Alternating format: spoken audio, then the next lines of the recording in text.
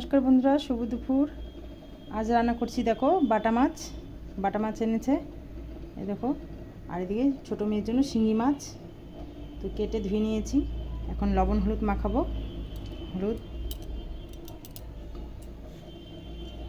লবণ দিয়ে দিলাম।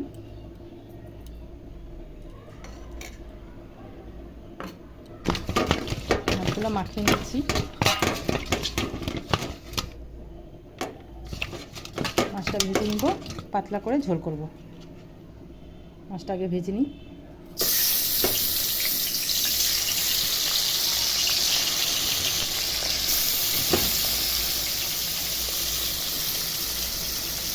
মাছটা ভেজে নিই, তারপরে শিঙি মাছটা ভাজবো। তারপরে দেখি কী দিয়ে করি, ঝোলটা দেখাচ্ছি তোমাদেরকে। আমার দেখো এক পিসটা ভাজা হইলো, আর এক পিসটা আমি উল্টা দিই। এখন করা হয়ে গেছে। পিসটা ভাজা হলে মাছটা উঠে নিব। আমার মাছটা ভাজা হয়ে গেছে, এখন উঠিয়ে নিব।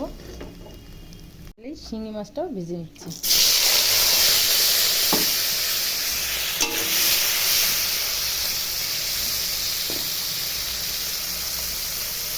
তো আমার মাছটা ভাজা হয়ে গেছে, এখন উঠিয়ে নিচ্ছি শিঙি মাছটা। তেলে বেগুনগুলো এখন ভাজি নেব।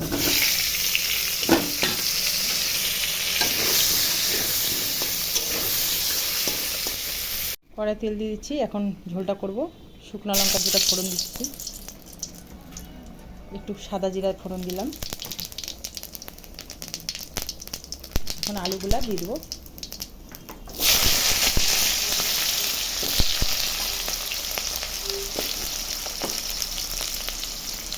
লবণ দিলাম, স্বাদ মতো হলুদ দিলাম।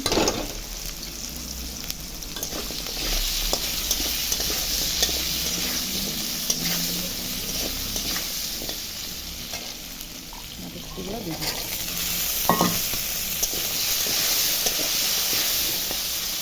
আলুগুলো একটু ভেজে নিচ্ছি, ততক্ষণ আমি একটু আদা জিরা লঙ্কা মশলা বেটে নিচ্ছি।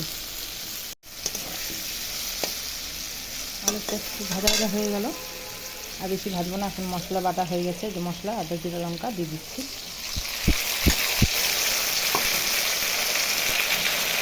টমেটো আর একটু হলুদ দিয়ে দেবো, লবণ। মশলাটা দিয়ে এখন ভালো করে কষাবো আমি।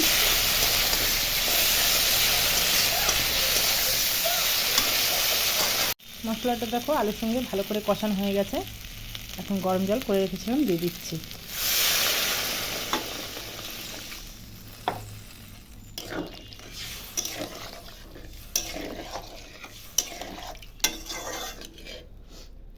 ঝোলটা ফুটবে, তারপরে বেগুনগুলো আর মাছটা দিয়ে দেবো।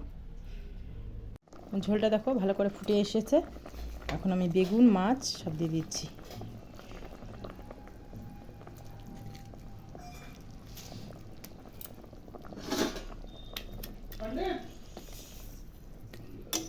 আর কিছুক্ষণ ঝোলটা ফুটাই নিব, তাহলে আমার হয়ে যাবে মাছের ঝোলটা তৈরি।